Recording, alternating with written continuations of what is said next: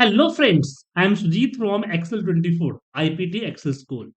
Today in this video, we discuss about how can combine two dates in the Excel cell. So I have one date here and second date here. I want to combine in this cell. So mostly people say just use the concatenate and also ampersand. So we have select here and we have give the one separator just like two and give the again ampersand and select the second date. But problem is that date showing the in the number, not a date, proper date format.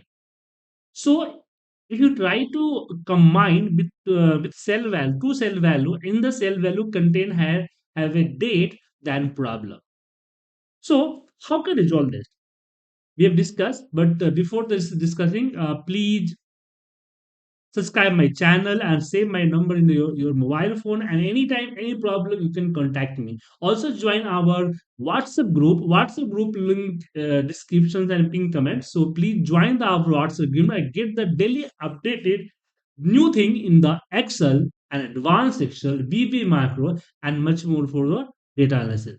So in this problem we have solved through text formula.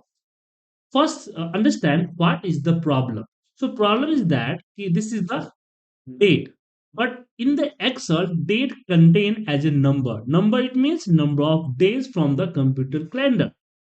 So this is the number of days. And when you apply your formula apply on the cell original value, not a visual value. So this is the original value, and 1 Jan is the visual value. So formula work on the original value, not a visual value.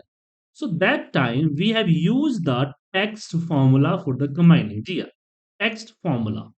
So we have select here and apply the text and give the date code just like dd dash mmm dash yy, the custom formatting code, and also give the text formula of this second date and dd dash mmm dash yy, and press the enter, you got the data.